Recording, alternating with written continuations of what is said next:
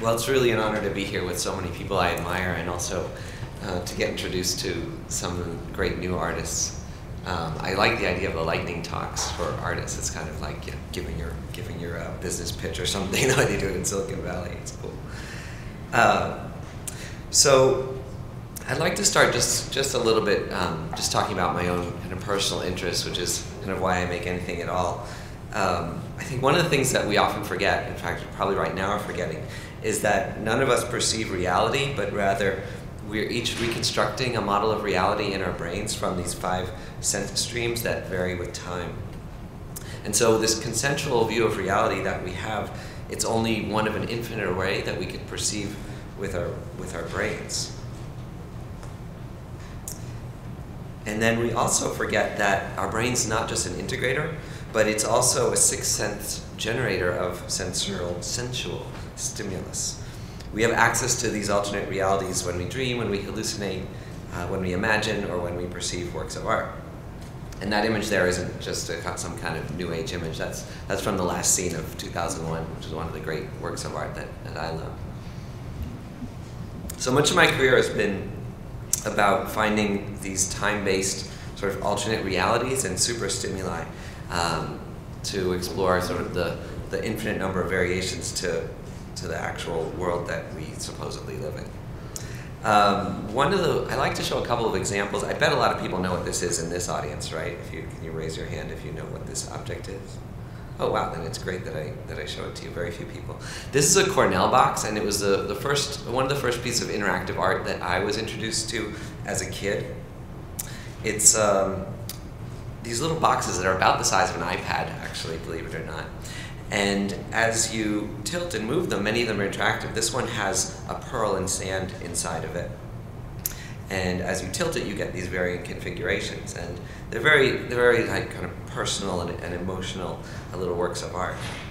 They're also mentioned, have any of you read Count Zero by William Gibson? It's part of yeah, okay, you are. So I actually like to mention this because it's a major plot point in this amazing William Gibson novel where they're discovering all these counterfeit Cornell boxes, and they finally trace them back to this space station orbiting the Earth where an artificial intelligence has been let free and allowed its intelligence to expand kind of infinitely beyond human intelligence. And what has this artificial intelligence chosen to do with its time? It actually has this huge room filled with stuff floating around, and it's making Cornell boxes all day long. So, I mean, that's the ultimate evolution of human intelligence. So, of course, the other ways of approaching alternate realities are through literature, like through the looking glass. I think we all know that idea of falling into another reality. And also through film. This is in Cocteau's Orpheus, which was one of the first films I saw where you stepped into another world. And I like it very much because it's done in a very conventional way. It's all done without even optical special effects. They're all just little tricks of running the camera backwards or going through a mirror by filling a pool with mercury and then pushing your hands through it, your gloved hands through it. If you like The Matrix, you'll love Cocteau's Orpheus because all the ideas in that film come from there. And then this for me was the ultimate looking glass. When I was about 10 years old, I got exposed to the Apple II, and what was great about computers in those days is that you turned it on and all you had is this little flashing cursor. So it's much like a blank canvas, a black canvas in the case of a computer. And to me, that screen had infinite potential, right? It was more like a movie screen than a typewriter screen, right? Because you have an infinite potential of color and light that's possible on its surface. And when I saw that was when I knew kind of what I wanted to do with my life. So, here's someone else who kind of knew early on what he wanted to do with his life, kind of creating computers. And something I would like to mention here is just how computers have people love this Macintosh and actually freed up so many people to to use computers creatively for the first time and to make art with computers. But to be honest, I found the introduction of the Macintosh quite oppressive because of this desktop metaphor. Because with the Apple II and computers before it, you had a screen that you could do anything you wanted with, make any kind of form, abstract or realistic. But with the Macintosh, you all of a sudden had this kind of stupid metaphor of your desk that you have folders and trash and pens and so on. And I thought, what's the one thing in my, I was into photography when I was a kid. Like, what's the one thing I never took a picture of? It was my desk, right? Everything is just the most boring thing in your house, your work desk, where you just kind of write things down. So I was a bit disappointed with that advance in technology, and I think now you see with iPads and so on more moving to a cinematic interface, and that's a bit the first part of this talk, which doesn't really mention any of my own work, is just to pave a little bit of history of what I think is maybe a more meaningful and deeper way to think about digital media, and to have some sort of a pyramid to stand on. So this guy, Oscar Fischinger, has a show right now at the Whitney, right? And there's also a screening on the 20th. Is that right? This weekend. Yeah, this weekend. So if anybody is formerly very rare to find Oscar Fischinger's work, probably the master of time-varying abstraction, abstract cinema. And I have a brief clip of one of his films, used by permission, believe it or not. So this film is called Study Number 8 from 1931.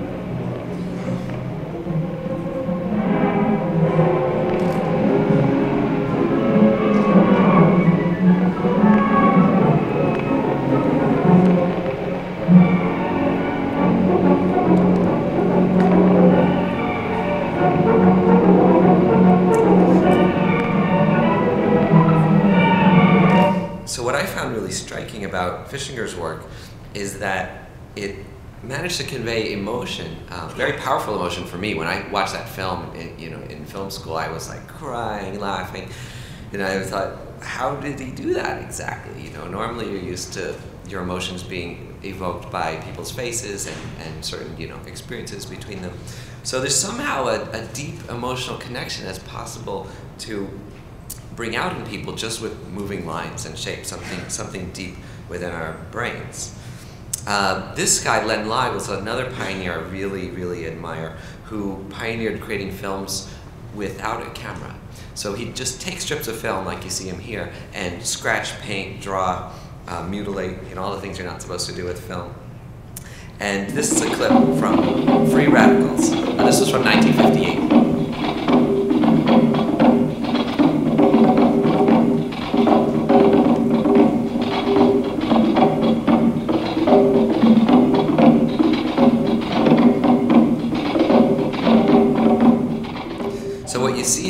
In this film, I've just turned the audio down slightly, is to me is like watching somebody think, whereas Oscar Fischinger's films is like very composed, like composed music, but this is like jazz, improvised, or even seeing right into somebody's mind. And amazingly, I think to a lot of us who use computers, just by using an all and black leader, he's able to convey moving forms, three-dimensionality, transitions. Free radicals are these things that gradually destroy your body. Like if you don't die of anything else, you die of kind of gradual cosmic rays, just sort of breaking down your cells and little things that don't break down in your body. And then I like to mention Thomas Wilfred too, someone who's a lot less known even than those two, who pioneered this interactive, abstract home devices. This was before the television in 1930, with a device called the Home Clavilux, and they were extremely unsuccessful. He made 18 and they sold like 7. But here's what the imagery looks like. It's very, very kind of powerful ethereal imagery. It was actually used in the Tree of Life. Did any of you guys see that movie? The Terrence Malick film? So basically they use this device to portray God in the movie. I think they're hard to cast, right? And I think they did a much better job than Morgan Freeman. Sorry, I like Morgan Freeman. So here's sort of kind of my attempts to mash up some of those technologies. And I guess a lot of people haven't seen this work, so I get invited to show a lot of this old work because I guess I was just lucky to be around computers and get to make these kind of things. This is like $60,000 of equipment, in 1995, which you can now do on an iPad. So this is a piece called Motion Phone, which is a kind of a combination of a way of making abstract animation with your body, just by moving, here with a mouse, and then also a way of connecting to other people over the internet. So you could connect with somebody else and have a kind of abstract visual conversation over an infinite plane. So I kind of like to say I'm almost like a record without a record player or something, or a format looking for a platform. I've searched for so long trying to figure out how to distribute this type of work. And obviously, I was in the galleries and museums for a long time, like hundreds of shows. But I never really got my heart into it. To really get into galleries, like the great work that Bryce shows and so on, you need to make something cash and carry, like something that hangs on a wall and you can actually bring it home and own it.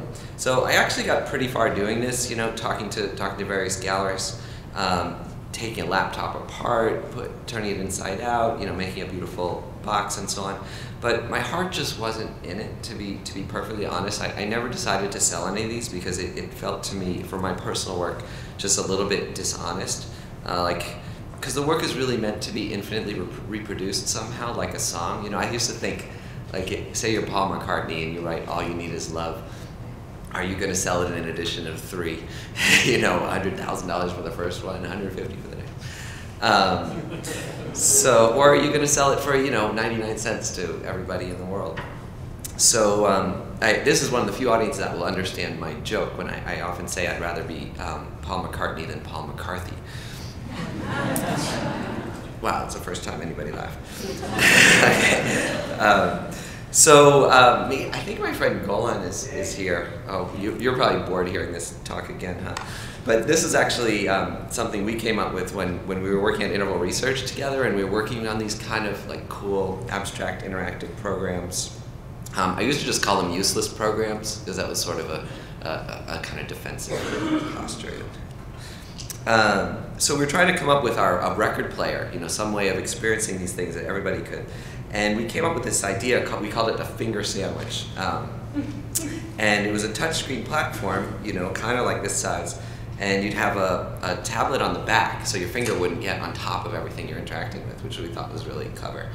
And we thought, wow, you could just go around all day and play these things like Motion Phone and a lot of other kind of funnily named things we made, like Escargogulator and stuff. And we tried to sell it as an idea. If you're in the Silicon Valley area, everybody has an idea for a company. It's kind of like in LA, everyone has a script idea. And nobody wanted to support this idea. We couldn't really sell it or get it funded. And admittedly, it would have been a really good idea if we'd combined it with a phone or an address book. This type of. We didn't have that idea. But of course, the thing came along. The record player came along a couple of years ago on the iPad, and now it's possible to actually release it. So I actually won't. It's a short talk, so I won't run this. But Motion Phone is now an app you can buy for a couple bucks in the App Store and actually do this with other people. I made a bunch of these pieces, and again, found the place to finally distribute them. Here's something called Gravelux, which was I think kind of surprising because it got like 600,000 downloads or something. So it's this piece that again was made as an artwork in the 90s, just a way of combining kind of drawing, animation. We had this idea that if you could draw with stars, it might make you feel, especially if you have like low self-esteem, maybe it make you feel sort of happier. And then this program called the Bubble Harp, which is a kind of visual musical instrument. Let me see something here. Yeah, let's get the major scale. So this is this program where, as you draw, you create both a melody and this animated diagram at once. Again, I really like mixing up formats so you don't really know what it is. Like, it's not a movie, it's not a game, it's not really an instrument. Maybe it's a work of art. It's this combination of all these things. And again, that's the beauty of the App Store. Like, this was shown in a number of galleries and museums and shows. But to finally just release it in the App Store was really gratifying and get 100,000 users or something like that. And you don't have to explain what this is. People just say, oh, it's a bubble harp. I'll buy that and see what it is. And I really like that, and I actually often say that maybe starting a company is actually like the most creative expression, in today's culture, because it's very hard being an individual artist. You're actually resource strapped for the most part. But if you rephrase what you're doing as something you buy, all of a sudden you can do the same thing but with a big audience. I think it might have been how musicians felt when the 45 was invented. There's a lot of these. This is another natural one. I was really interested in this kind of natural phenomena. This one's called Antograph. It lets you draw with ants. Here, let me erase that. See, you can draw with it. You can actually try to write with it, but just like real ants, they get kind of lost. quickly run off track. Okay, let's go back to Keynote.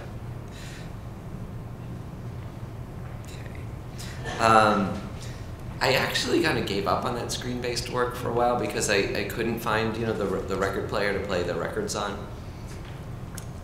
And I started making these kind of interactive installations. This was from 1998. Again, I was just kind of lucky because I was around this stuff right when it was first possible. So this is a piece where you walk on a floor and it just draws lines around you. It's kind of a radical piece of art because nothing happens if you're alone. Sometimes people come to me and said, oh, I went to see that piece and I was alone. It was really subtle. And actually they did get, you think they're being kind of like they didn't get the artwork, but actually they did, because the piece is just about that you actually don't have any personal space until you're around other people. And it's something that's only defined by others and changes without your control. There you go, there's the loner. And I also really believe in these social works of art. Like if you're doing something in space with your body, that if more than one person can fit in a space, then the piece should meaningfully respond to more than one person. So, there you go. It's a kind of like social psychological experiment, almost. Okay. And then I've done lots and lots of these kind of installations. I'm just going to show you a couple that are sort of funny. I like the ones that are funnier. This is a piece where I did like 6 of these pieces where they're just squares of light, but as soon as you touch them, they all behave differently. So in this one, it becomes soft, like a soft light, like tofu or something. But taking, I like minimalism a lot, but I also like humor, and I think you can actually combine minimalism and humor with interactivity.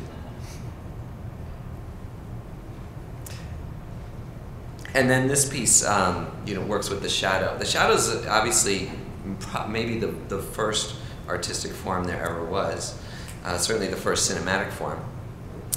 And made this piece where your shadow gets recorded and then placed into a wall.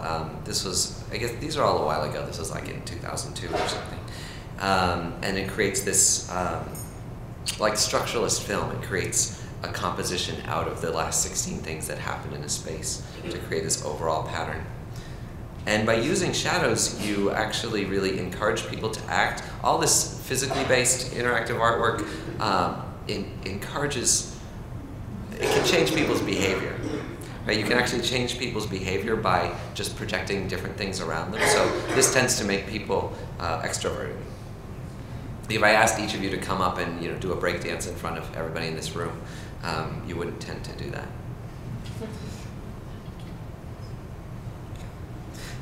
Something else I did, again, record player without a record, were these experiments in creating music, like mashing up video games and Pro Tools, which is this way of making electronic music that came out in the 90s, and you can see you can just move up and down with the video game controller and create music. It's actually quite difficult to make electronic music. Even though you don't have to know about music theory, still you have to know about all this other stuff in Pro Tools. So this is a way for ordinary people to make music. And again, we finally found a format to release this on. more recently, again, this is now called Oscilloscoop in the App Store.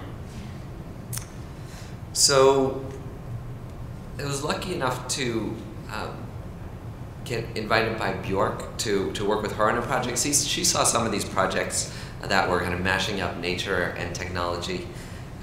Like for me, I was just trying to give people like the experience of, you know, being by a river or seeing a sunset. Actually, very few people see that, especially, you know, in New York, and Tokyo, and so on. But you can actually have similar experiences with digital technology that make some of the same things happen in your mind. So she saw some of this and she had a really big idea. All of her albums up to this one were kind of stories about, you know, her own life and experiences. So she wanted something really different for this album, and the topic she chose instead of her life was everything else in the whole universe. So Biophilia is a very ambitious piece, and she wanted to release it. She realized that, you know, the album is dead for the most part. I mean, people are still buying them, but the album has a format. And so this is the album. She wanted the app itself to be the main expression of, you know, her musical work of art rather than, you know, a CD or a record. So Biophilia begins as this kind of three-dimensional album cover, and you can kind of zoom into it, and as you do, you hear, you know, little bits of the songs at the left and the right. And each of these constellations is one of the is an experience with a song. So there are sort of side events and main events for each of the songs. You can look at a traditional musical score. So Bjork was actually classically trained, but really resisted the way music is kind of sometimes deadened by classical training. But still, this is a way of looking at music as a score, and I think for any of us who are into music, you know, I remember buying, you know, sheet music for, you know, like the Beatles and New Order and the Clash and things like that, and being amazed that it's the same stuff that, you know, Bach was made of. So I think you get the same feeling here, and you can, you know, zoom through and look at music in the way, you know, Germans decided to look at it in the 17th century. Then there's another way of looking at music, more inspired by the Oscar Fischinger type of way, where height represents tone and color represents instrument. And with this way of visualizing music, you can actually see the structure of the music much more easily. And again, it's completely interactive. You can kind of move through the music, and Bjork even uses this as a teleprompter during her concerts because she finds it easier to use than normal notation. And then finally, there's a kind of main event. So this is Crystalline, which is the first single. And it's a kind of musical game where you can scrape crystals off the wall of this tunnel. And each time you're creating a unique crystal in the center. And the collection of crystals on the sides unlocks possibilities as you get through a tunnel. So the song is broken up into all its different sections, and you can restructure the song in about 10,000 different ways with this app.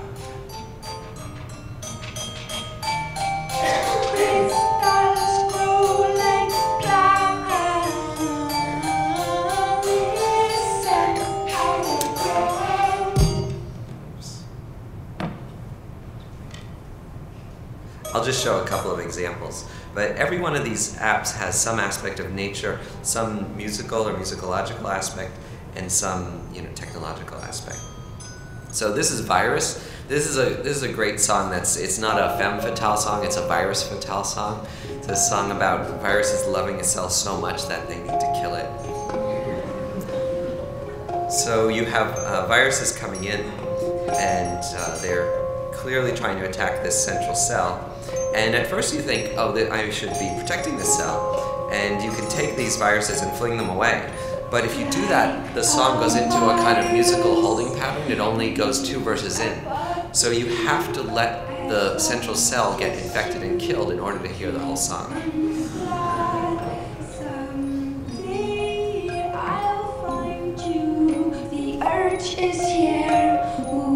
So you can see the other cells singing along in unison in the back. So it goes through a whole kind of National Geographic experience, teaching you about how viruses get infected, and you can pull the cells around by their nucleus and so on.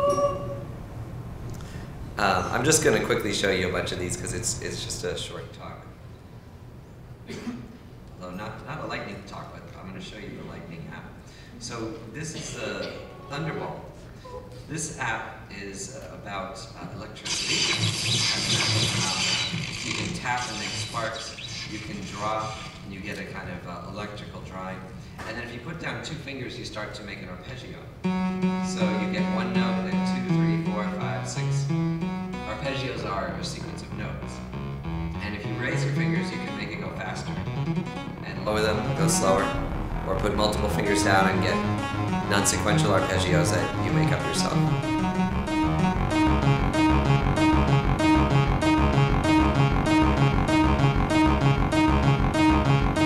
There we go.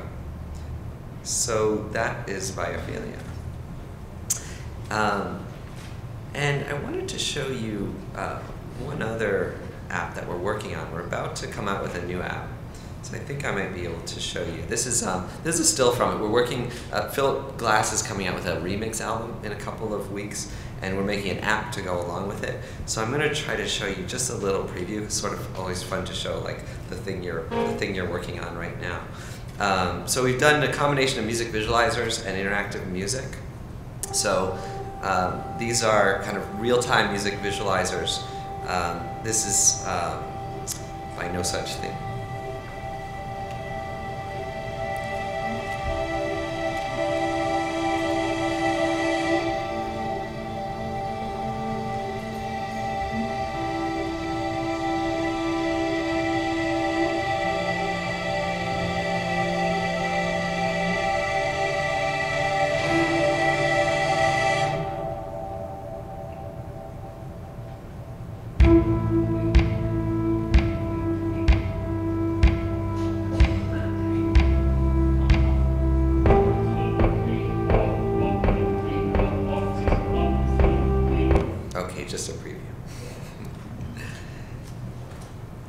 Preview of coming attractions. It's hard to live up to Philip Glass and Beck and Alvin Tobin's work. So now, something I wanted to talk about a little bit is again this format. Many of us, I think, in this audience remember bringing an album home. This 12-inch square of plastic that we didn't quite know how it was going to sound. And you bring it home, you put it on your record player, and then you'd often sit there. Sometimes I think we'd often sit there on the ground, right? Like, I don't know for what reason, but I think it was kind of this holy moment, bonding with the record. And you'd be stuck there in your living room and listen to the whole thing, looking at the artwork, trying to decipher what it meant on the cover of the album, and reading the liner notes and so on. And I like to call that the falling in love phase of music that we've kind of lost, in this digital era. Like, we've now gone right to a kind of casual relationship with music, I think, with MP3s, just hooking up with a song here or there.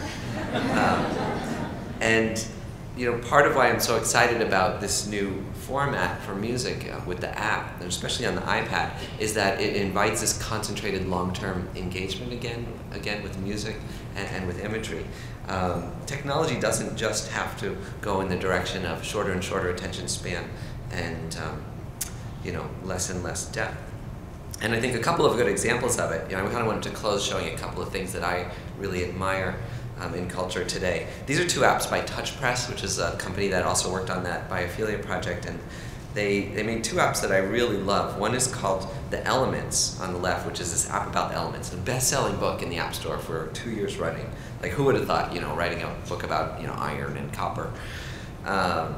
And then on the right, The Wasteland, similar thing, best-selling book about T.S. Eliot poems. And I think what's really, really exciting in culture today, in digital culture, is that the idea of a product has completely exploded to include works of art, very, very high-quality works of art, social media. And there were things that I think were inevitable digitally, like Photoshop, like Excel and things like that. But we've entered a kind of post-inevitable age with media, and it's a bit of a fragile time.